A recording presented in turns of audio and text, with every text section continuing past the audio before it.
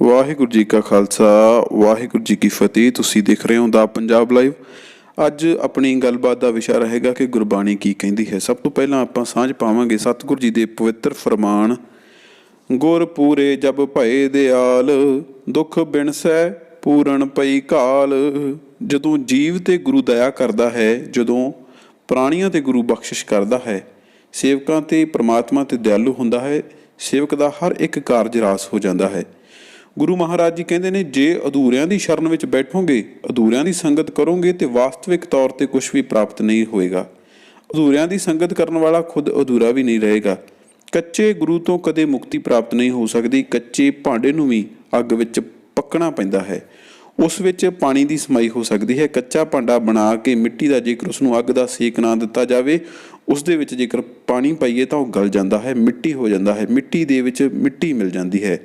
ਕੱਚਾ ਸਿੱਖ, ਕੱਚਾ ਸੰਤ, ਕੱਚਾ ਪ੍ਰਾਣੀ, ਕੱਚਾ ਇਨਸਾਨ ਕਿਸੇ ਵੀ ਕਾਰਜ ਨੂੰ ਸੰਸਾਰ ਦੇ ਅੰਦਰ ਸਫਲ ਨਹੀਂ ਕਰ ਸਕਦਾ। ਦੁਨਿਆਵੀ ਵੀ ਤੌਰ ਤੇ ਅਧੂਰੇ ਰਹਿ ਜਾਂਦੇ ਨੇ, ਪ੍ਰਾਥਮਿਕ ਤੌਰ ਤੇ ਵੀ ਅਧੂਰੇ ਰਹਿ ਹੀ ਜਾਂਦੇ ਨੇ। ਗੁਰੂ ਮਹਾਰਾਜ ਬਾਣੀ ਰਾਹੀਂ ਫਰਮਾਨ ਕਰਦੇ ਹਨ, ਸਾਹਿਬ ਜਿਸ ਕਾ ਨੰਗਾ ਭੁੱਖਾ ਹੋਵੇ, ਤਿਸ ਕਾ ਨਫਰ ਕਿੱਥੋਂ ਰੱਜ ਖਾਏ। ਜਿਸ ਦਾ ਸਾਹਿਬ ਆਪ ਭੁੱਖਾ ਨੰਗਾ ਹੈ, ਉਸ ਦਾ ਸੇਵਕ ਕਿੱਥੋਂ ਰੱਜ ਕੇ ਖਾ ਸਕਦਾ ਹੈ। ਇਸ ਵਾਸਤੇ ਗੁਰੂ ਪੂਰੇ ਦੀ ਸ਼ਰਨ ਵਿੱਚ ਪੈਣ ਨਾਲ, ਜਦੋਂ ਪੂਰਾ ਗੁਰੂ ਦਿਆਲੂ ਹੁੰਦਾ ਹੈ, ਤਾਂ ਹੀ ਉਸ ਦੇ ਪੱਲੇ ਕੁਝ ਪੈ ਸਕਦਾ ਹੈ। ਸਤਿਗੁਰ ਜੀ ਦਾ ਪਵਿੱਤਰ ਫਰਮਾਨ ਹੈ, ਸਤਿਗੁਰ ਸਿੱਖ ਕੀ ਕਰੇ ਪ੍ਰਤਪਾਲ, ਸੇਵਕ ਕਉ ਗੁਰੂ ਸਦਾ ਦਇਆਲ। ਸਤਿਗੁਰ ਸਿੱਖ ਕੈ ਬੰਧਨ ਕਾਟੈ, ਗੁਰੂ ਕਾ ਸਿੱਖ ਬਿਖਾਰ ਤੇ ਹਟੈ। ਜੋ ਗੁਰੂ ਦਾ ਸਿੱਖ ਹੈ, ਬਕਾਰਾਂ ਤੋਂ ਹਟ ਜਾਂਦਾ ਹੈ, ਝੂਠੇ ਨਸ਼ਿਆਂ ਤੋਂ ਹਟ ਜਾਂਦਾ ਹੈ, ਚੁੰਗਲੀ ਨਿੰਦਿਆ ਤੋਂ ਹਟ ਜਾਂਦਾ ਹੈ, ਝੂਠ ਤੋਂ ਹਟ ਜਾਂਦਾ ਹੈ, ਪਾਪ ਕਰਨ ਤੋਂ ਗੁਰੇਜ਼ ਕਰਦਾ ਹੈ ਅਤੇ ਸਭ ਕੁਝ ਵਾਰ-ਵਾਰ ਕਰਦਾ ਰਹਿੰਦਾ ਹੈ। ਕੋਈ ਵੀ ਇਨਸਾਨ ਹੋਵੇ, ਇਹ ਤਾਂ ਪ੍ਰਾਥਮਿਕ ਗੱਲ ਹੈ ਨਾ। ਆਮ ਦੁਨੀਆ ਦਾ ਕੋਈ ਵੀ ਕੰਮ ਸਿੱਖ ਰਿਹਾ ਹੋਵੇ, ਕੋਈ ਦੁਨੀਆ ਦਾ ਹੁਨਰ ਸਿੱਖ ਰਿਹਾ ਹੋਵੇ, ਕੋਈ ਵੀ ਦੁਨਿਆਵੀ ਕੰਮ ਲੈ ਲਓ, ਕਿਸੇ ਵੀ ਕੋਈ ਬੰਦਾ ਜਦੋਂ ਸਿੱਖਦਾ ਹੈ, ਉਸਤਾਦ ਤੋਂ ਹੀ ਸਿੱਖਦਾ ਹੈ। ਵਾਸਤਵਿਕ ਤੌਰ ਤੇ ਜੇ ਹੈ ਤਾਂ ਉਹ ਖੁਸ਼ੀ ਲੈਂਦਾ ਹੈ।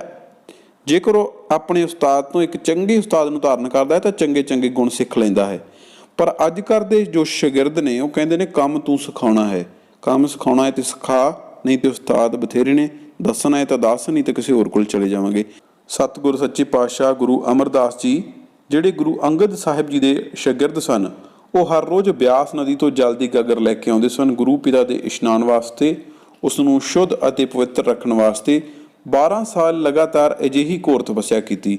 ਗੁਰੂ ਅਮਰਦਾਸ ਜੀ ਮਹਾਰਾਜ ਕੋਈ ਇੱਕ ਸੇਵਾ ਇਸ ਵਾਸਤੇ ਨਹੀਂ ਕਰ ਰਹੇ ਸਨ ਕਿ ਗੁਰੂ ਸਾਹਿਬ ਆਪਣੀ ਗੱਦੀ ਉਹਨਾਂ ਨੂੰ ਦੇ ਦੇਵੇ, ਜਾਂ ਉਹ ਸੇਵਾ ਇਸ ਵਾਸਤੇ ਨਹੀਂ ਕਰ ਰਹੇ ਸਨ ਕਿ ਸਿੱਖ ਸੰਗਤਾਂ ਉਹਨਾਂ ਨੂੰ ਮੰਨਣ ਲੱਗ ਪੈਣ। ਸਿਰਫ ਕਾਰਨ ਇੱਕ ਸੀ, ਆਪਣਾ ਤਨ ਅਤੇ ਮਨ ਗੁਰੂ ਨੂੰ ਭੇਂਟ ਕਰ ਦਿੱਤਾ ਸੀ, ਗੁਰੂ ਨੂੰ ਸਮਰਪਿਤ ਕਰ ਦਿੱਤਾ ਸੀ। ਜੇ ਤਨ ਮਨ ਧਨ ਗੁਰੂ ਦਾ ਹੋ ਗਿਆ ਤਾਂ ਮੈਂ ਵੀ ਗੁਰੂ ਦਾ ਹੋ ਗਿਆ। ਜੇ ਕਿਸੇ ਜਲਾਹੀ ਨੇ ਅਚਨਚੇਤ ਕਹਿ ਦਿੱਤਾ ਕਿ ਠੇਡੇ ਖਾਂਦਾ ਇੱਥੇ ਅਮਰੂ ਨਿਥਾਵਾ ਹੀ ਹੋਣਾ ਹੈ, ਹੋਰ ਤਾਂ ਕੋਈ ਨਹੀਂ ਹੋ ਸਕਦਾ, ਉਸਨੇ ਵੀ ਸਹਿਜ ਸੁਭਾਅ ਹੀ ਕਿਹਾ ਸੀ ਕਿ ਸਤਿਗੁਰਾਂ ਦੇ ਮੁਖ ਚੋਂ ਸਹਿਜ ਸੁਭਾਅ ਹੀ ਬਚਨ ਨਿਕਲਿਆ, ਕਮਲੀਏ ਮੈਂ ਨਿਥਾਵਾ ਨਹੀਂ, ਮੈਂ ਥਾਂ ਵਾਲਾ ਹਾਂ। ਇੰਨਾ ਕਹਿਣ ਨਾਲ ਹੀ ਪਿਆਰਿਓ, ਹਕੀਕਤ ਹੈ, ਸੱਚਾਈ ਹੈ, ਉਹ ਔਰਤ ਕਮਲੀ ਹੋ ਗਈ ਸੀ। ਸਹਿਜੇ ਹੀ ਆਖਿਆ ਸੀ, ਪਰ ਸਤਿਗੁਰ ਸੱਚੇ ਪਾਤਸ਼ਾਹ ਜੀ ਦੇ ਅੰਦਰ ਸੇਵਾ ਦੇ ਨਾਤੇ, ਹੁਕਮ ਮੰਨਣ ਦੇ ਨਾਤੇ ਕੁਝ ਅਜਿਹੀਆਂ ਦੈਵੀ ਸ਼ਕਤੀਆਂ ਸਨ, ਜਾਂ ਕਹਿ ਲਓ ਕਿ ਉਹਨਾਂ ਦੇ ਜੋ ਵੀ ਸ਼ਬਦ ਸਨ, ਉਹਨਾਂ ਤੇ ਫੁੱਲ ਚੜ੍ਹਦੇ ਸਨ। ਇਹ ਨਹੀਂ ਕਿ ਸੰਸਾਰ ਦੇ ਅੰਦਰ ਮੱਖੀਆਂ ਲੜਦੀਆਂ ਹੋਣ ਤੇ ਕੋਈ ਸੱਜਣ ਆਖੇ ਕਿ ਬਾਈ ਮੱਖੀਓ ਮਰ ਜਾਓ। ਕਹਿੰਦੇ ਨੇ ਕਿ ਇੱਕ ਸਾਧੂ ਤਪੱਸਿਆ ਕਰਕੇ ਆਇਆ, ਇੱਕ ਸਾਖੀ ਦੇ ਮੁਤਾਬਕ ਆਪਣੀ ਤਪੱਸਿਆ ਦੀ ਪਰਖ ਕਰਨ ਵਾਸਤੇ ਉਹ ਸੋਚਦਾ ਹੈ ਕਿ ਕਿੰਨਾ ਚਿਰ ਘੋਰ ਤਪੱਸਿਆ ਕੀਤੀ ਹੈ, ਇਸ ਨੂੰ ਅਜਮਾ ਲਵਾਂ, ਅਜਮਾਇਸ਼ ਤਾਂ ਕਰ ਲਵਾਂ।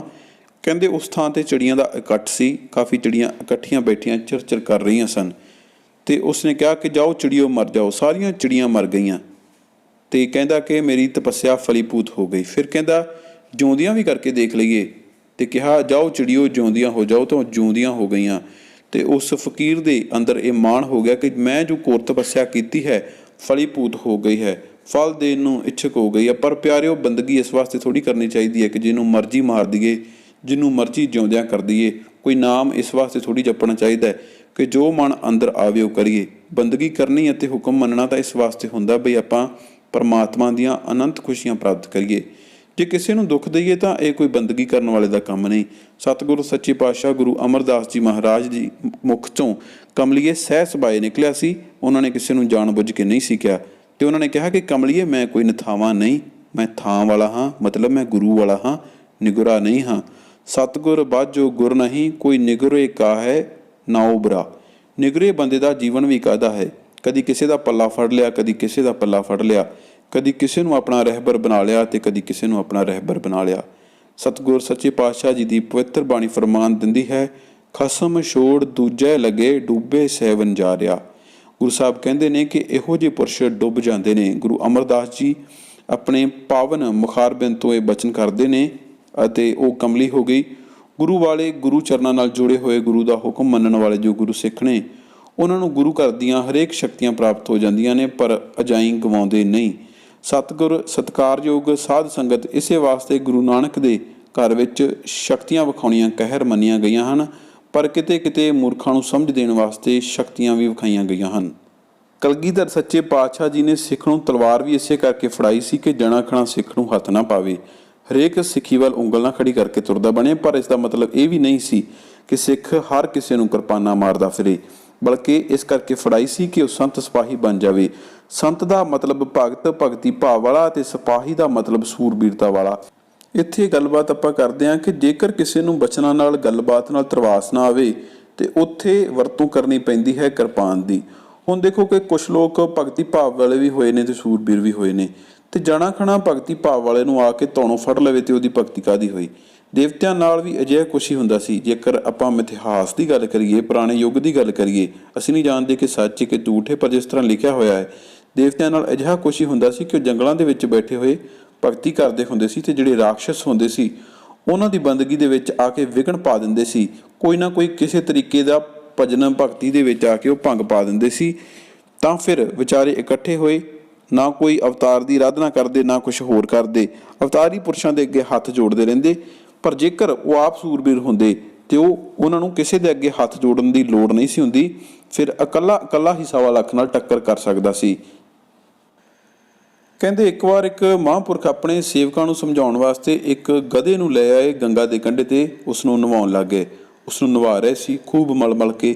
ਸੇਵਕ ਵੀ ਲੱਭਦੇ ਗੰਗਾ ਦੇ ਕੰਢੇ ਤੇ ਆਏ। ਕਹਿੰਦੇ ਮਹਾਂਪੁਰਖੋ ਇਹ ਕੀ ਕਰ ਰਹੇ ਹੋ? ਕਹਿੰਦੇ ਗਾਂ ਬਣਾ ਰਿਹਾ, ਗਧੇ ਤੋਂ ਗਾਂ ਬਣਾ ਰਿਹਾ।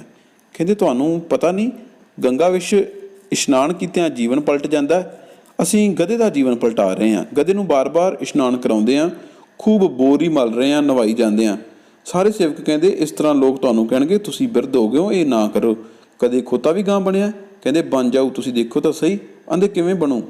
ਕਹਿੰਦੇ ਬਣਾ ਕੇ ਛੱਡੂ, ਇਹਨੂੰ ਗੰਗਾ ਵਿੱਚ ਨਵਾਈ ਚੱਲੂ, ਜਿੰਨਾ ਚਿਰ ਗਾਂ ਨਾ ਬਣਿਆ ਉਹਨਾਂ ਚਿਰ ਮੈਂ ਛੱਡਦਾ ਨਹੀਂ। ਕਹਿੰਦੇ ਇਹ ਤਾਂ ਵਿਚਾਰਾ ਠੰਡ ਨਾਲ ਮਰ ਜਾਊ, ਖੋਤਾ ਕਦੋਂ ਗਾਂ ਬਣੇਗਾ? ਕਹਿੰਦੇ ਨਹੀਂ, ਬਣਾ ਕੇ ਛੱਡੂਗਾ।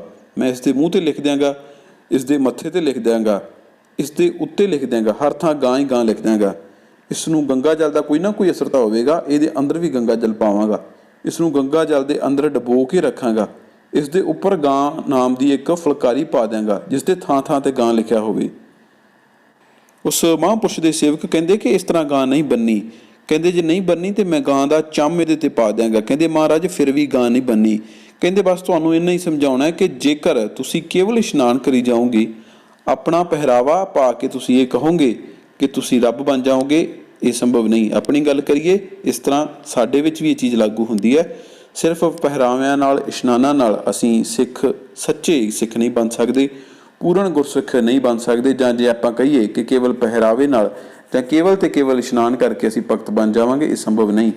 ਅੱਜ ਸਾਡੇ ਵਿੱਚ ਇਸ਼ਨਾਨ, ਧਿਆਨ ਕਈ ਤਰੀਕੇ ਦੇ ਪੂਰੇ ਆਉਂਦੇ ਨੇ, ਗਿਆਨ ਪੂਰਾ ਨਹੀਂ ਹੁੰਦਾ। ਇਹੀ ਵੇਦਾਂ ਦਾ ਕਹਿਣਾ ਹੈ, ਇਹੀ ਪਵਿੱਤਰ ਗ੍ਰੰਥਾਂ ਦਾ ਫਰਮਾਨ ਹੈ। ਇਹ ਸੀ ਅੱਜ ਦੀ ਸਾਡੀ ਗੱਲਬਾਤ। ਉਮੀਦ ਕਰਦੇ ਹਾਂ ਤੁਹਾਨੂੰ ਕੁਛ ਅੱਛਾ ਮੈਸੇਜ ਮਿਲਿਆ ਹੋਵੇਗਾ। ਆਪਣੀ ਫੀਡਬੈਕ ਕਮੈਂਟ ਬਾਕਸ ਦੇ ਵਿੱਚ ਜ਼ਰੂਰ ਰੱਖਣਾ। ਵਾਹਿਗੁਰੂ ਜੀ ਕਾ ਖਾਲਸਾ, ਵਾਹਿਗੁਰੂ ਜੀ ਕੀ ਫਤਿਹ।